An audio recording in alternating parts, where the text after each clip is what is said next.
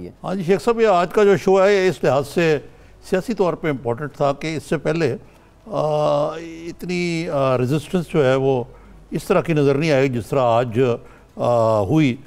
अब ये अलग बात है कि बिलावल साहब कहते हैं ये स्पॉन्टेनियस थी बिल्कुल, और मेरी अपनी राय में जो मैंने देखा टीवी पे मुझे तो इम्प्रेसिव शो लगा। लेकिन दूसरी तरफ फवाद चौधरी साहब कहते हैं कि ये 5 टांगों पे मुश्तमिल लोग थे, मुट्ठी भर। लेकिन असल बात तादाद से ज़्यादा लोगों का जो जज्बा था वो काबिल कदर था। तो आप इसको कैसे देखते हैं आज के शो को? देखिए जी, बहुत शुक्रिया आपका। एक तो मैं ये कहूँगा कि वहाँ आज हज़ारों की तादाद में लोग पहुँचे, खुद ही पहुँचे, और वो आपने देखा जिस तरह का रिएक्शन था, उसका एक बैकग्राउंड है, और वो बैकग्राउंड है बिलावल भुट्टो साहब का। मतलब जिस तरह पॉलिटिकल विक्टिमाइज़ करना और पाकिस्तान पीपल्स पार्टी को विक्टिमाइज़ करना, तो वो मतलब एक ऐसी पोजीशन पे पहुंच गए कि मतलब एक सिंध की क़यादत, पाकिस्तान की क़यादत, सबको मिला के उन्होंने मतलब केसेस ट्रांसफ़र कर दिए। लोग भी सिंध के एलिजिडली जो मतलब FIRs थी वो भी सिंध के लोगों पे, बैंक भी सिंध के, पैसे भी सिंध के, मतलब हर चीज़ वहाँ की थी। लेकिन सब के सब लोगों को केसेस के साथ यहाँ ट्रांसफ़र कर दिया गया, जो कि पाकिस्तान की इन्वेस्टिगेटिव हिस्ट्री में और जुडिशल हिस्ट्री में फर्स्ट टाइम हुआ है। इस तरह कहीं आप इतने पुराने मतलब हमारे अखबार में आपका ताल्लुक़ रहा है, आप एंकर हैं, सीनियर मोस्ट एंकर्स में से आप होते हैं, आप मुझे बता दें कि कोई ऐसा केस जो कि पंजाब से या बलूचिस्तान से या KP से सिंध में आया हो या दूसरे सूबे में गया हो, उसके बाद फिर अपीलें की गई कि जनाब हम सब लोग हैं इधर, यहाँ के मसले सिंध के हैं, यहाँ से उठा के, तो उसमें मतलब आप एक उसका भी एक बैकग्राउंड है। जुल्फ़िकार अली भुट्टो की फांसी पिंडी में होती है, बेनज़ीर साहबा की शहादत पिंडी में होती है, गवाहियाँ मिटा दी जाती हैं, और मतलब स्पीकर सिंध असेंबली को भी पिंडी से पकड़ा जाता है। क्या मतलब सिंध में नैब नहीं है? क्या सिंध में लोग नहीं हैं इनके जो ये काम कर सकें? क्या कोर्टें सिंध में नहीं है? ये मतलब लोगों को परेशानी है, पाकिस्तान पीपल्स पार्टी के पूरे वर्करों को। और फिर वफाकी वजीर ये धमकियां दे रहे हैं कि जी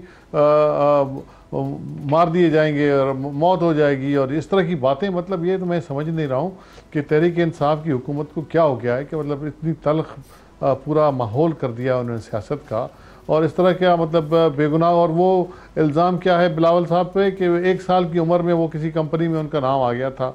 अब ये मतलब कोई जस्टिफिकेशन है? तो लाजमी है जब वो लोग, और फिर जब कारकुन वहाँ जमा हुए हज़ारों की तादाद में, तो उन पर मारकुटाई शुरू हो गई, उनकी गिरफ्तारी शुरू हो गई। क्या तहरीक इंसाफ को अपना ज़माना भूल गया? कई महीनों तक उन्होंने पूरा इस्लामाबाद को मैसूर करके रख दिया था। मतलब ये जो डुप्लीकेशन है, मतलब एक तरफ कुछ लोगों के साथ एक तरह का रवैया, पीपल्स पार्टी के साथ दूसरे तरह रवैया, नैब का भी इस तरह का रवैया है, मतलब जो तहरीक इंसाफ के लोग हैं उनके साथ एक तरह का रवैया है, पीपल्स पार्टी और PMLN के लोगों के साथ दूसरा रवैया है। तो मेरा मतलब है तो डेफिनेटली पीपल्स पार्टी फिर वर्कर जो है वो रिएक्ट करेगा। वर्करों ने आज वहाँ जमा हुए, शोर हुआ, हंगामा हुआ, और लोगों को मतलब गुस्सा है। सिंध के लोगों में भी ये तफ्शीश है और पूरे पाकिस्तान के लोगों में भी तफ्शीश है ये कि मतलब ये इस तरह क्यों हो रहा है, मतलब इस तरह की चीज़ें क्यों हो रही हैं। जुडिशरी नोटिस ले इसका, चीफ जस्टिस साहब नोटिस लें कि मतलब एक पार्टी को मतलब आप इस तरह कर रहे हैं, दीवार से लगा रहे हैं, उसका कोई वजह होगी ना। और बिलावल साहब का तो मतलब कोई जस्टिफिकेशन भी नहीं है। तो आज पीपल्स पार्टी अपने पुराने रंग में आई है, और ये देखिएगा ये दिन ब दिन बढ़ेगा, ये कम नहीं होगा।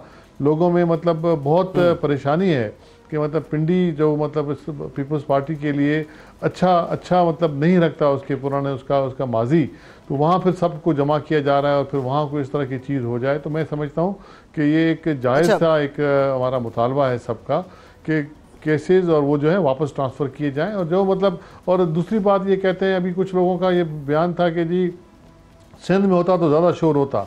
सिंध में मतलब जरदारी साहब और अदीफ जो है कई महीनों से बल्कि साल के करीब हो गया वो कोर्टों में जाते हैं। यहाँ भी हज़ारों की तादाद में लोग आते हैं, लेकिन आज तक कभी नहीं हुआ, क्योंकि कभी भी मतलब इस तरह की चीज़ नहीं थी। और हमें कोर्टों पे एतमाद है कि कोर्टें अपना इंसाफ करेंगी।